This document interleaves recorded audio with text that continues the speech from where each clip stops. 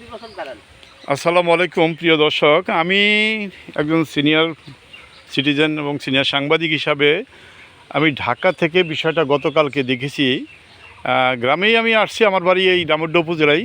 তা বিষয়টা গতকালকে সামাজিক যোগাযোগ মাধ্যমে এই বিষয়ে যে আমি দেখেছি, আমি যে ক্যামেরাটা ধরে রাখছি আপনারা বুঝতেই পারছেন যে ধানকাটি ইউনিয়নের ৯ নম্বর ওয়ার্ডের ধানকাটি গ্রামের যে একটি ঘটনাকে কেন্দ্র করে, অর্থাৎ দুই পক্ষের সাংঘর্ষিক যুদ্ধে ৬ জন আহত হয়েছেন। তারা বিএনপি, সবাই বিএনপির নেতাকর্মী, তৃণমূল পর্যায়ে। আমি এবং তার প্রতিপক্ষ শাওন হাওলাদার, পিতা হলো ফারুক হাওলাদার, সেই বাড়িটা যে পুড়িয়ে ফেলছে সেখানে দাঁড়িয়ে আমি এই ভিডিওটা করতেছি, আপনারা দেখতেছেন। তা আমার নিজকে একটু দেখেন, কণ্ঠ দিন, আমি নিজে উপস্থিত হয়েছি এখানে সরজমিনে এসে বিষয়টা আপনাকে বলবো।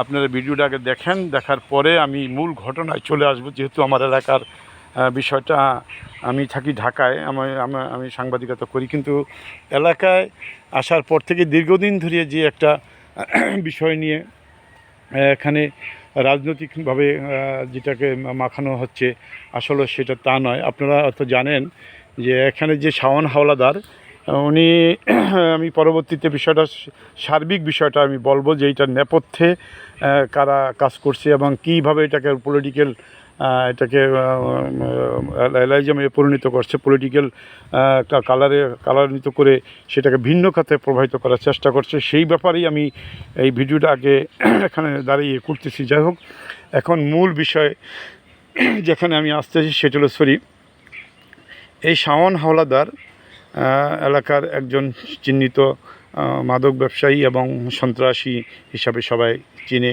ইনি আওয়ামী লীগের শাসনামলে আওয়ামী লীগের শেল্টারে থেকে তার পেশাটাই হয়েছে মাদক ব্যবসায়ী। কোনো রাজনৈতিক দলের সে কর্মী না, বা কোনো পেশাদার রাজনীতি করে না। সে এই এলাকায়, তার পুরো এলাকা ধানেরকাটি, কনেশ্বর, মডেরহাট এবং পুরো উপজেলায় তার সুনাম ছড়িয়ে আসছে মাদক ব্যবসায়ী হিসাবে এবং একজন চিহ্নিত সন্ত্রাসী এবং ক্যাডার হিসাবে, ক্যাডার মানে ভাড়াটিয়া খুনি হিসাবে তার নাম বিভিন্নখানে বিভিন্ন গণমাধ্যমে ইতিমধ্যে প্রচারিত হয়েছে। এবং আপনারা সেই বিষয়ে আমার কাছ থেকে শুনবেন। আসুন, এখানে দুইটা পরিবার আছে। একটা হলো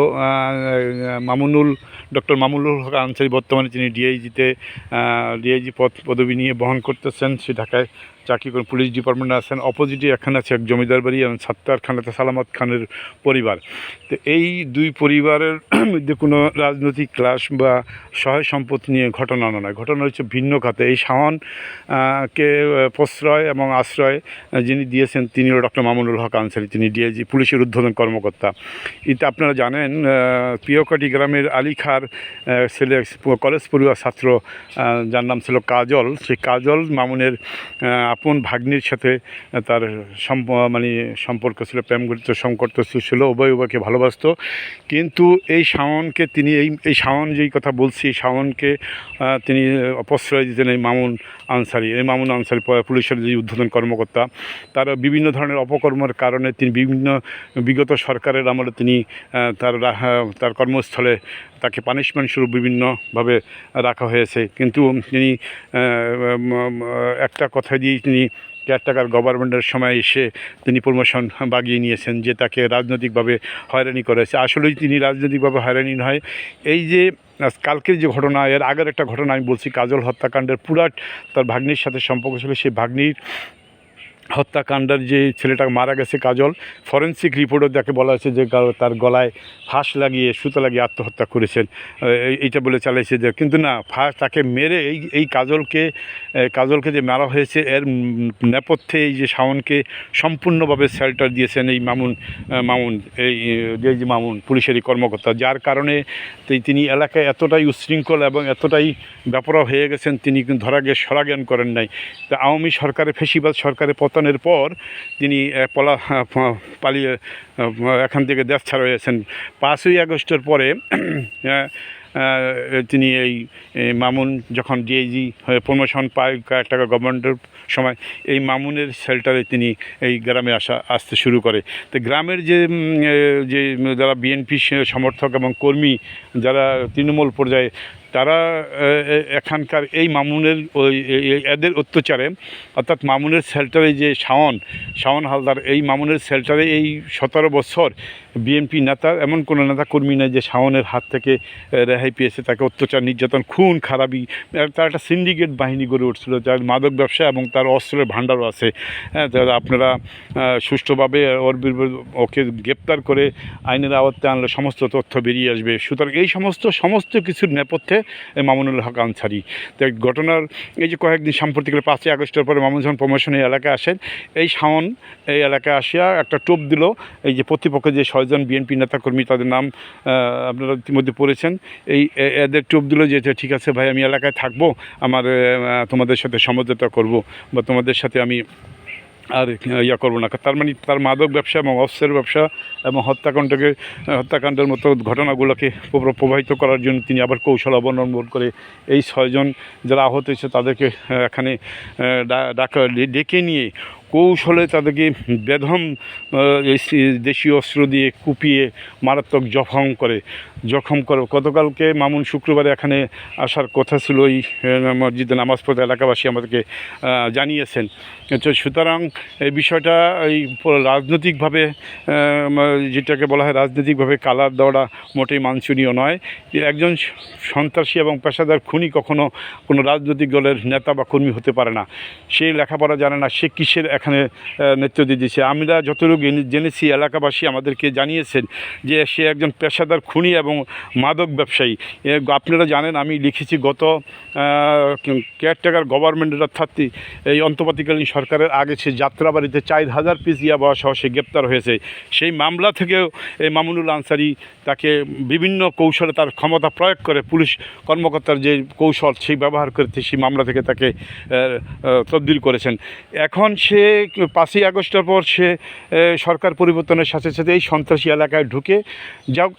এইটা কোনো জমি সংক্রান্ত বিষয় না বা অন্য কোনো বিষয় না। এটা আমি এলাকার সন্তান, আমি একজন সিনিয়র লোক এখানে রাজনৈতিকভাবেও আমাকে অনেকে চিনে। আমি রাজনীতির সাথে জড়িত এক সময় ছিলাম, আমি পেশাদার সাংবাদিক হিসাবে আমি মূল বিষয়টা তুলে ধরলাম। এখন যদি সে বলে যে আমি বিএনপি করি বা আমি আওয়ামী লীগ করি, আমি এলাকায় আসছি, আমাকে কত বড় দুঃসাহস! একজন পেশাদার খুনি, লেখা নাই পড়া নাই, সেই বাপে একজন ভ্যান চালক, সে কোনো হ্যান্ড টু মাউথ, আমরা বুঝতেই পারতেছেন। সেই লোক এতগুলা লোকের ডেকে নিয়ে জখম করেছে এবং সে, আপনারা জানেন, ইসলামপুরে একটা লোক স্ত্রীকে মেরে শরীরে রক্ত মেখে সে লাইভে চলে আসছে, বুঝাইতে চাইছে যে সে নির্দোষ, তার বাড়িতে হামলা করছে। যেই ছেলেগুলোর নাম এখানে উল্লেখ করা হয়েছে, আমি কিন্তু রাজনৈতিক সাথে সম্পৃক্ত না। এলাকার সামাজিক এবং সিনিয়র নাগরিক হিসেবে আমি এই কথাটাই বলতে চাচ্ছি যে তারা রাজনৈতিক পরিবার, কিন্তু এই ছেলেটা রাজনৈতিক সাথে সম্পৃক্ত না। সুতরাং এই ছেলেটাকে সে আওয়ামী লীগ তাকে বানাইয়া তাকে ওই বিএনপির প্রতিপক্ষ করে এখন তাকে এই শেল্টার দিচ্ছে ডক্টর মামুনুল আনসারীর বিরুদ্ধে জাতীয় পত্রিকা সহ বিভিন্ন গণমাধ্যমে তার বিরুদ্ধে অনিয়ম এবং অপকর্মের তথ্য প্রকাশিত হয়েছে এবং NSA DGF-এর সমস্ত জায়গায় এগুলো দেওয়া হয়েছে। একজন কুখ্যাত সন্ত্রাসীর সাথে মামুনের কী সম্পর্ক থাকতে পারে, তাও তো একটা বোধগম্য নয়। সে তো একজন পুলিশের ঊর্ধ্বতন কর্মকর্তা। তো এই বিষয়টা আগে মামুনের বিষয়টাকে আনতে হবে, তদন্তে আসবে। মোদ্দা কথা হয়েছে যে গতকালকে যে ঘটনা ঘটছে, এই শুক্রবারে মামুন এলাকায় আসার কথা ছিল, কিন্তু তার সফর স্থগিত করেছেন। তো এখন বুঝেন যে তাকে সে ব্যবহার করতেছে, তার ভাগ্নির সাথে একটা ছেলের প্রেম ছিল, সেই ছেলেটাকে হত্যা করছে তার বাড়ি প্রিয়কাটি। সেই বিচারটা সে পরিবারটা পায় না, ধ্বংস করে দিয়েছে এই মামুন। তা আমরা পুলিশের এই মামুনুল আনসারীর ক্ষমতার উৎসটা কোথায়?